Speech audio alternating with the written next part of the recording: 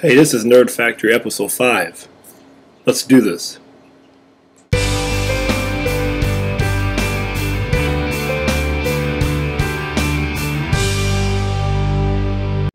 So I've got a whole bunch to share this week, and I've got like a lot of things that I really need to get across. So I'm going to talk fast and splice it all together really quick so I don't waste a lot of your time, but still get everything addressed. The first thing is that today is Halloween, and I love Halloween. I love it almost as much as Christmas, and so does my kids. So the first thing that I want to talk about is the Gross Fact Challenge. A lot of you talk to me about smelling that amount of butt gas in the school.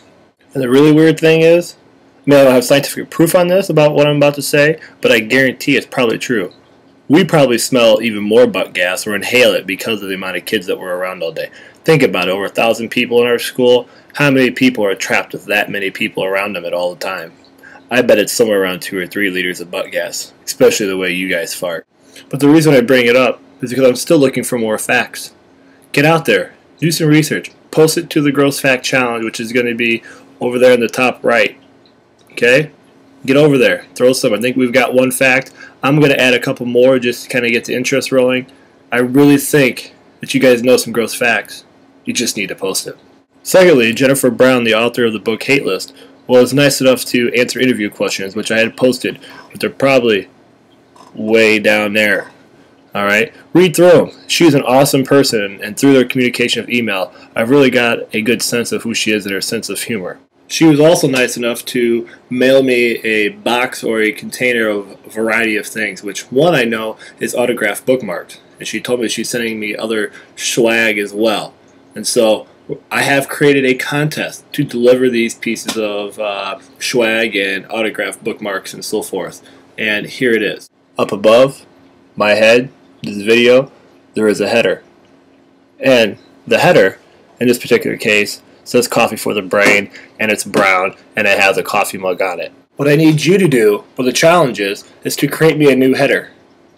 It's very simple. You draw a picture, you can do it on the internet, you can do it on a piece of paper, you can add stuff to it. I don't care, because if it's not necessarily paper on a computer, I can still scan it in. The only requirement that I have is that you do have the words coffee for the brain in the header. However you embed coffee for the brain is up to you. It doesn't really matter, but there needs to be those words. The only requirement that I have is that you do have the words coffee for the brain in the header. However you embed coffee for the brain is up to you. It doesn't really matter, but there needs to be those words. I know you guys doodle, and I know you mess around on the computer, so this shouldn't really be hard. Take the time, post me a header, submit it to me, and I'll take them all, and even if I get tons of them, I'll still use them all. And the people who give me it, I'll give you something in return. The other thing I'm going to do is, if you haven't read the book Hate List, in the book this girl had a notebook, and in there she wrote down everything that she hated, which actually led to her boyfriend killing and shooting a bunch of kids in the school. And it's just a very crazy, insane book. But what I'm going to do is the opposite. So over there, I'm going to have another challenge, and I'm simply going to call it the Love List Challenge. And in this challenge, all you have to do is just simply post a comment and tell me something that you love or something that you really like. We're going to go the opposite of the hate, because hate is a strong word, and I'm not here to promote negativity. I want positive, and I want a good thing. So you simply go over there, post a comment, tell me something that you love or like, enjoy, and we'll have this nice, big, happy, go-lucky type list of things. Maybe you're not feeling good, or you just like to see what other people like, and it'll be there. I will go ahead and start it off, and I will post a couple of things that I love on the love list for you to check out. I've also added and kind of changed a few things on the blog. And the most important one is the thing that's kind of down there a little bit. You kind of got to scroll on the side and go down a little ways. And what I've posted is a collection of student artwork that I found in my Dropbox at school. I have just kind of taken some random images. I've got literally hundreds of these things, and they've ranged from the last 3 to 4 years. I've just put, I think, 25 or 26 on there. You can see it as a slideshow. So these have appeared in my Dropbox, and you can check them out. And the reason I've done this is, obviously, if you would like to create a picture, something random, make sure it's school appropriate, throw it in my Dropbox, and I'll add to the slideshow, and you'll see your artwork up there. Man, dude, slow down. You are really throwing them a lot of things to think about and try to process here early in a quick 5-6 minute video clip. Why are you so full of it today? I mean, I really don't have that much stuff thrown their way. I mean, I've got the teacher mystery, I've got the gross fact, we've got the web header or the blog header up above, and we've got the student artwork. That's 4 things, man. These kids can handle 4 things.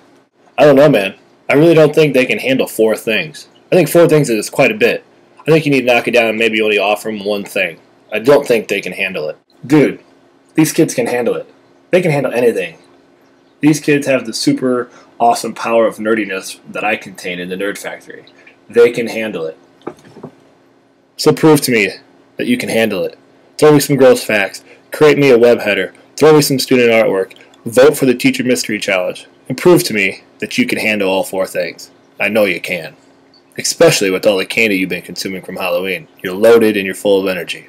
Okay, my very last thing that I want to share with you, well, second to last thing, is the answer to the Teacher Mystery Challenge. You guys rocked this one hardcore. 120 votes. You blew me out of the water. I was hoping for 75, and you shot it out of the park. Excellent job. I give you 2 thumbs up.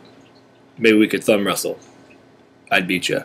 Tag team. The answer to Teacher Mystery Challenge number 2 was indeed Mr. Driscoll. 37 of you voted for him. That's 67% of the overall votes. If you were one of those 37, I would go to Mr. Driscoll. Maybe give him a high five. Well, with H1N1, maybe not. Maybe give him a thumbs up instead and let him know that you voted for him and that you're able to figure him out. 23% of you did vote for me. And I will tell you that Mr. Driscoll's answers were very similar to mine, with the exception that I would love to be a pirate. I would love to be on a ship and go and raid the islands for all the booty and loot that they have. Yes, I did say booty, but I meant it in a pirate way. Teacher Mystery Challenge number 3 is up. The goal this week is 150 votes, so that's 30 more than last week. So tell your friends, spread the word, get your votes out, and we'll see if we can get to 150. I'm really impressed with the turnout. You guys are doing great work. Make sure you give Driscoll a thumbs up, check out the questions, and see if you can get it. So far, you've been 2 for 2, with the majority of the votes leading to actually the right answer. Last thing, and I promise it's the last thing. A lot of you were loving the rubbing of the elbow making your arm shrink. So I've got a new one. This one's going to require 3 people. One of you, if you're watching this in TA or in a classroom, needs to get right up to the smartboard or overhead projector and get about a foot and a half away from the screen. So do that now.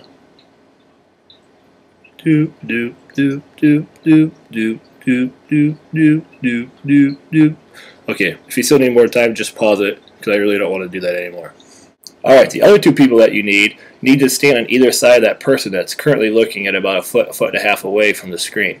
They need to be facing the person, and what these 2 people are going to be doing are watching the eyes. So one on the right-hand side,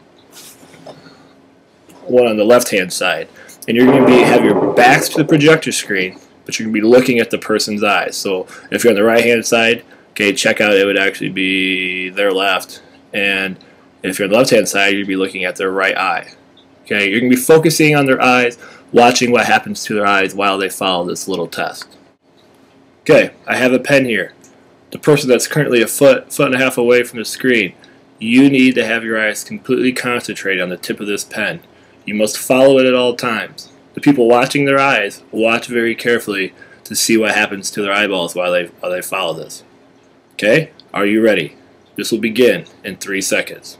3, 2, 1. Here we go. We're going to start off slow here. Doing. Doing. Doing. Doing. Doing. Keep following. Doing. Doing. Doing. Doing. Doing, doing, doing, doing, doing, doing, doing, doing, doing, doing, doing.